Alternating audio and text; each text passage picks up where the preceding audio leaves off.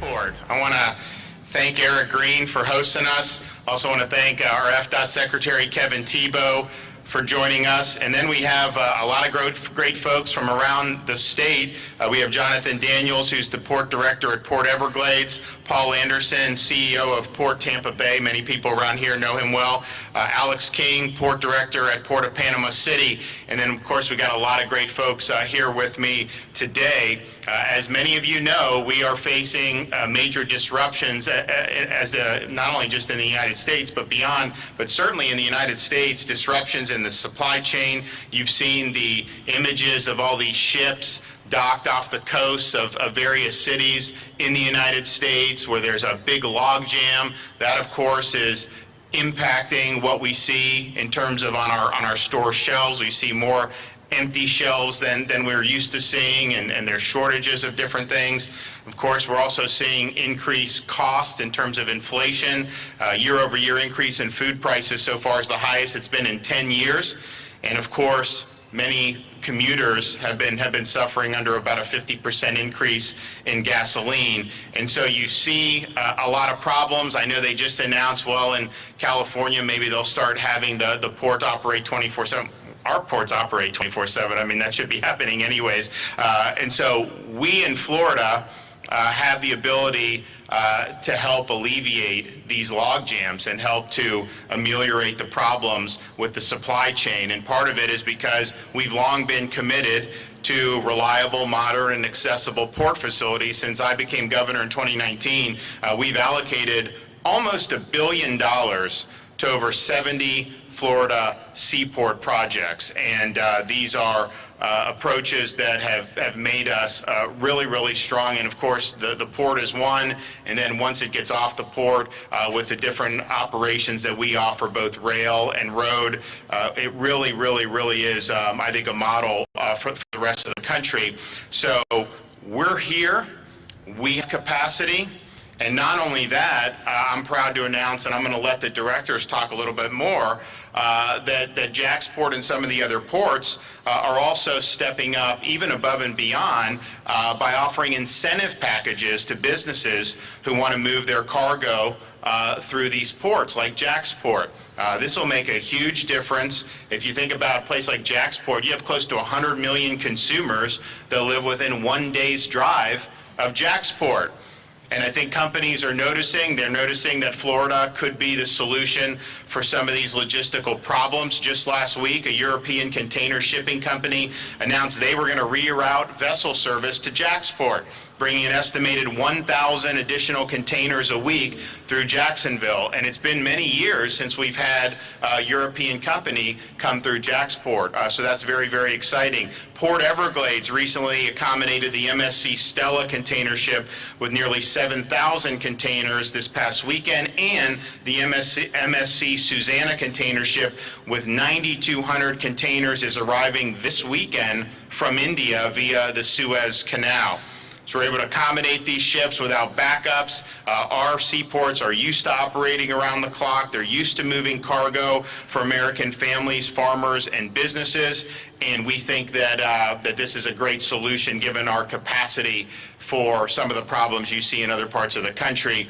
In addition to our seaports, though, we've invested more than $200 million each year on freight and rail infrastructure to create a more reliable intermodal network. And we are continuing to invest, and we're adding to the investments in workforce education so that we can prepare individuals for meaningful in-demand careers like logistics and like getting commercial driver's license. I was just in the Florida Panhandle earlier this week, and last week, and we did a program, we did funding. They have commercial driver's license programs so that we can get more people to drive trucks, but they also need people that can service these trucks. So we launched, we did almost $3 million. They're going to add a diesel technician program to what they already have, and these are really important jobs. They're in demand, and I know Jacksport works with the local. I think all these ports work with some of the local educational institutions to make sure that we have folks coming on these tracks, and so we're going to continue to do that. Since 2019, since I've been governor, we've increased enrollment in high-quality post-secondary career and technical programs by nearly 50%. We've added 50 new apprenticeship programs, and over the last year, 2020, we did 15,000 more industry certificates awarded than we did in 2019, and so that continues to grow. Part of it is because I think people see more and more that if you're certified, if you have the skills, particularly as you're talking about our ports, you talk about some of the logistics, they need people that have skills, and you're going to be able to do very well if you do it. So Florida's here. We want to make sure that Americans get the goods they need, particularly as we approach the Christmas season. I can only imagine if we don't ameliorate some of this by then. Last-minute shoppers like me, we're going to show up and not be able to get anything. We're not going to be able to get anything delivered. So that will cause a lot of heartburn. So I actually got to make a note that I got to do it a little earlier this year. But hopefully, with what we're doing here, more and more folks coming to our Florida ports, that will be able to help solve some of the problems that we're seeing. So I'm proud of what we've been able to do, and I'm really proud of these seaports that we have in the state of Florida. Really is some of the crown jewels that we have in our state, and we want to make sure that we're helping to address, because when you start talking about supply chain inflation, that's not something that's just going to affect a small segment. That hits very wide, hits very hard, and so Florida's here. We've got capacity, and we also have incentive packages to make it worth your while to be able to bring your business through our ports. So first one that's going to talk about some of what they're doing here and what they can offer businesses going forward is Eric Green, the CEO of Jacksport. So Eric, want to come up?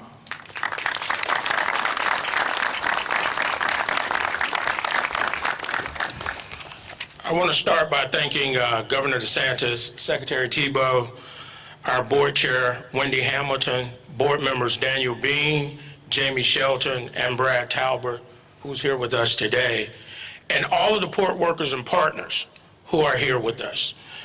With your support, Jacksport has maintained uninterrupted cargo service throughout the pandemic, keeping the supply chain moving and store shelves stocked for the people of our great state and throughout the nation. Standing here today, surrounded by so many important partners, I am proud to announce that fiscal year 2021, which we just completed at the end of September, was a historic year for Jacksport. More than 1.4 million containers moved through our port over the past year, a new port record set in the middle of a pandemic. And we're not slowing down, not even close. As Florida's largest container port, we want the industry to know that Florida ports like Jacksport are a solution to the nation's port congestion problem. The success of this year's holiday season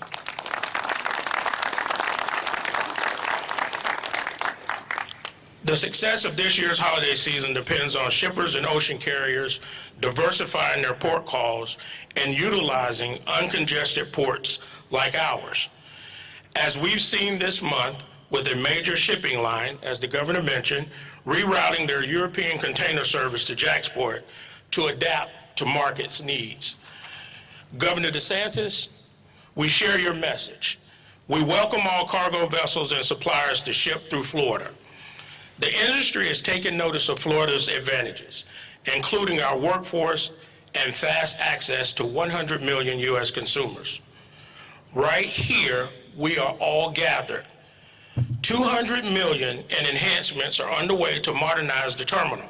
It's all funded through the support of our governor and elected officials, as well as our public-private partnership with SSA, one of the world's leading terminal operators. Together, we are building the port of the future, further increasing efficiencies, combined with the investments that the state has made in our transportation network and the strength of our trucking, rail, and service providers. We are ready to serve the needs of consumers in Florida and throughout the nation today and for generations to come. Thank you.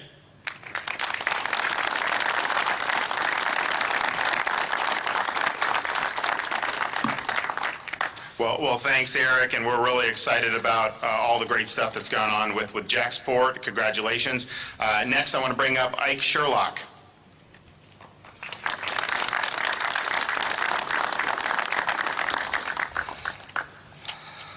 Governor DeSantis, Secretary Thibault, Mr. Green, distinguished guest, my name is Ike Sherlock. I'm the Chief Operating Officer for AGX Freight.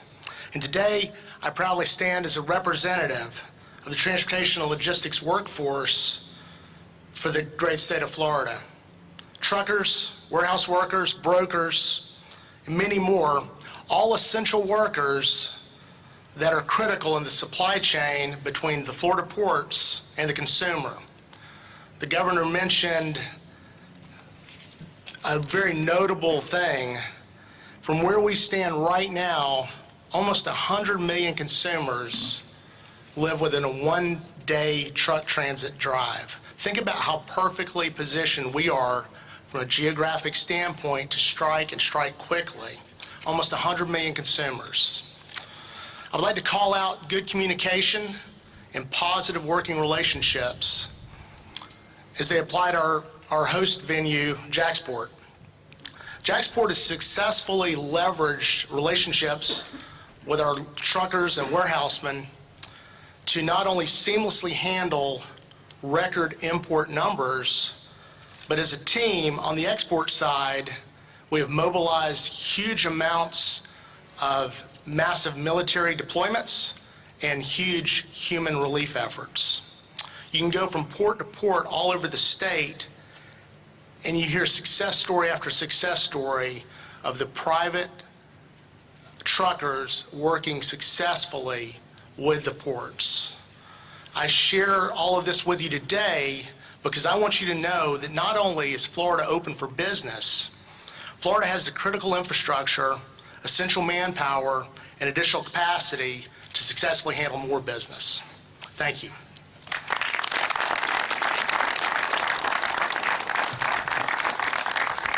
Okay, Mark Masaglia delivering remarks.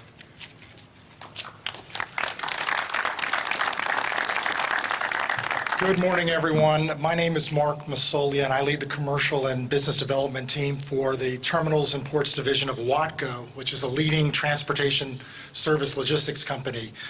We're here today because Florida is open for business. Governor DeSantis, we're grateful for your leadership. You've made sure that business was open during and throughout the pandemic, and your leadership has been a bright light in a sometimes dark world. Thank you. We all know that port congestion and a record number of vessels at anchor are exacerbating the nation's supply chain issues. Watco provides rail, water, highway transportation solutions throughout the North America and Australia, and we operate 44 short-line railroads and 79 ports and terminals throughout the United States. Here in Jacksonville, which is my hometown for the past 30 years, we're proud to operate the Jacksport Railroad, which serves Jacksonville's Talleyrand Terminal, just up the river. As Jacksport's serving railroad, I can say that Jacksonville is prepared to handle the business that's stalled at the congested ports. Jacksonville is a global gateway that offers convenience, efficiencies, and unmatched competitive rail options. With service from CSX, Norfolk Southern, and the Florida East Coast Railway, Northeast Florida's rail network has the capacity to effectively deliver increased imports and exports. We're eager to relieve the strain and get the cargo moving. As they're linked to the port, Watco is ready to move intermodal containers directly from the port to the main intermodal yards of those Class 1 railroads, and with their connections to Miami, Atlanta, Charlotte, Chicago, and beyond. We all know that time is money, and it's time to put Florida's efficiencies to work. There's no better state to do business in, and Watco and the First Coast Rail Network is ready, willing, and able to solve the supply chain issues under the leadership of Governor DeSantis and Secretary Thibault.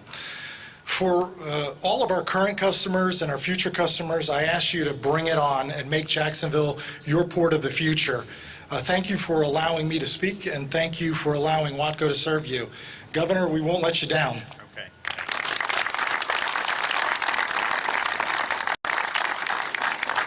Okay, from Port of Tampa, Paul Anderson. Yeah, thank you, Governor DeSantis, Secretary Thibault. Thank you very much for the support that you've given to our ports. so that we can be here today to support your vision that you've said to the world, our nation, and our state. We're open for business. And so are our ports open for business, and not just 8 hours a day. We work round the clock. I'd like to take just a minute, if I can, Governor, to recognize the men and women that are back here that are at the tip of the spear in ports all over our state for what they do 24/7.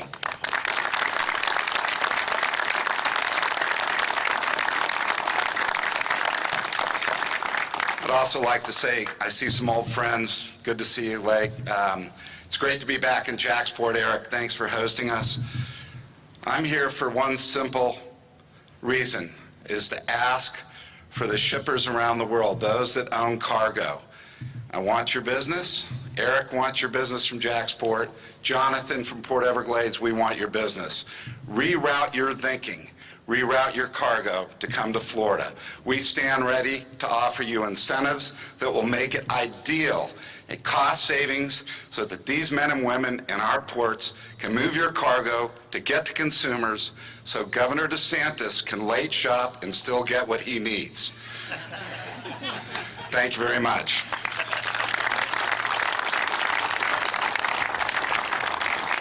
Okay, from South Florida, we have Jonathan Daniels, Port Everglades.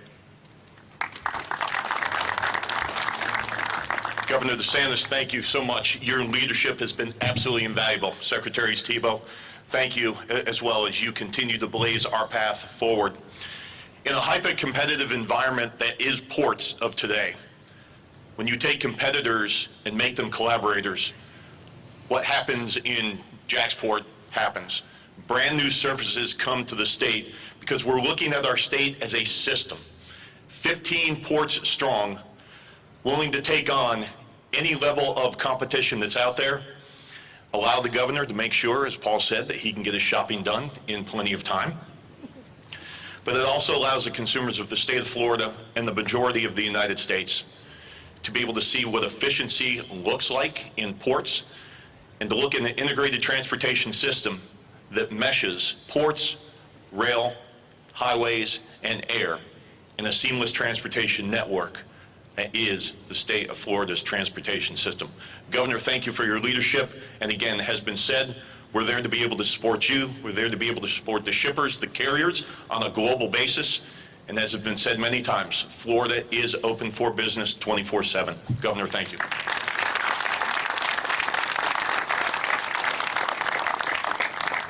Okay, we have our Florida Department of Transportation Secretary, Kevin Thibault.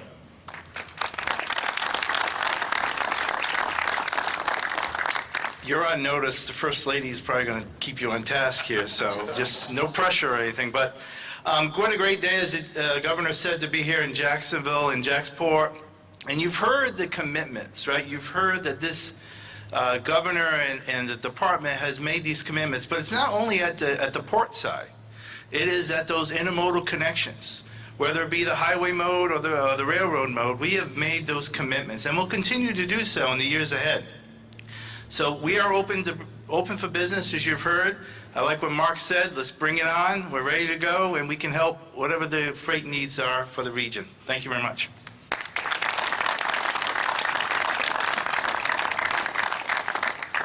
Well, we're really proud of all the work that's been done at all these different ports, and I also want to thank all the folks that are behind us here, representative of many, many more, both here in Jacksonville and throughout Florida, who are working hard around the clock, and oftentimes goes unnoticed because we're used to seeing everything on the shelves, and now it's causing people to look and realize, which we've realized, and obviously the folks that work here have realized, but just how important it is that we do have the ability to ship goods, get them to market, and we're doing that very well in Florida. They will provide you with incentives to make it worth your while. We have capacity, we can do it efficiently, and I think it will be something that will be beneficial. Certainly it'll be beneficial to Florida, but I think it'll be beneficial to folks all across the country.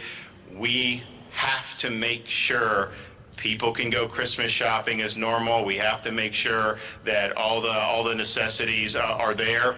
And if it's because ships are sitting off the coast somewhere else and they can be rerouted here and we can get all those shelves stocked, then we want to be a part of that solution. So Florida is the way. Yes, of course, we have been and are and will continue to be open for business, but we also really put a lot of emphasis on our seaports. We've done a lot of great investment, not just on the infrastructure, but also supplying the workforce going into the future.